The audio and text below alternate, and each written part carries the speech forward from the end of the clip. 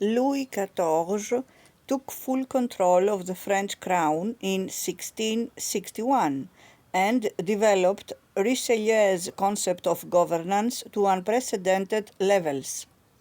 The French king had in the past ruled through feudal lords with their own autonomous claims to authority based on heredity.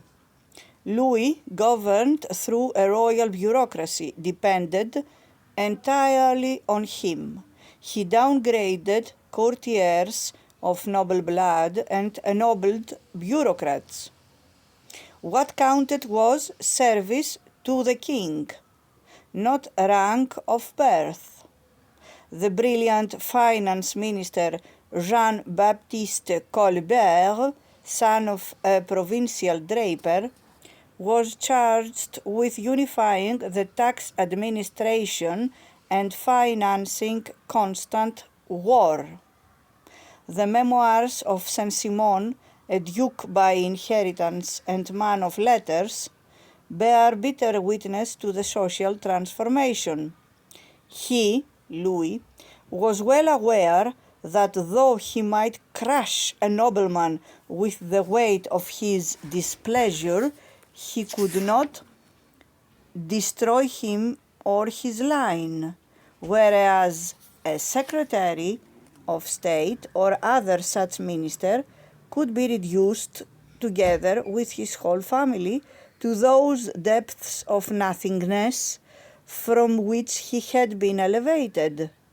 No amount of wealth or possessions would avail him then.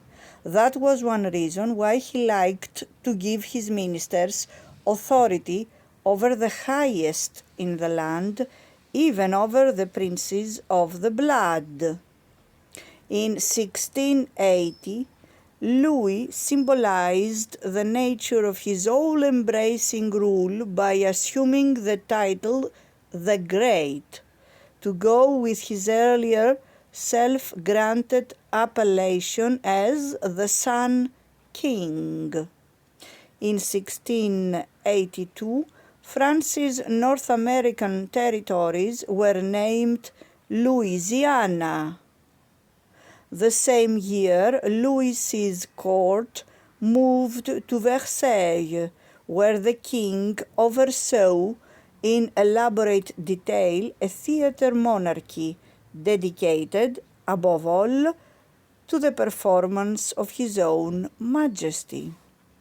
With a unified kingdom, spared the ravages of internal war, possessing a skilled bureaucracy and a military surpassing that of any neighboring state, France was for a while in a position to seek dominance in Europe.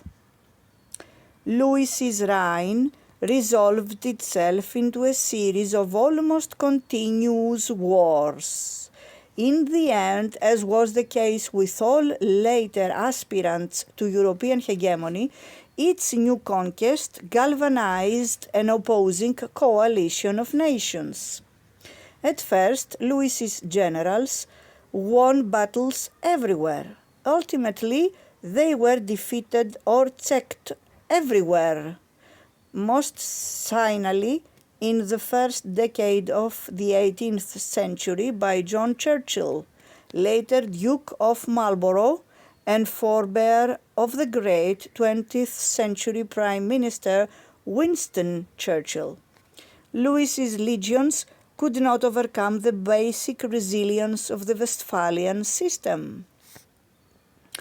Decades after Richelieu's death, the demonstrated effectiveness of a consolidated, centralized state pursuing a secular foreign policy and centralized administration inspired imitators that united to counterbalance French power. England, Holland, and Austria created the Grand Alliance, joined later by Spain, Prussia, Denmark, and several German principalities. The opposition to Louis was not ideological or religious in nature.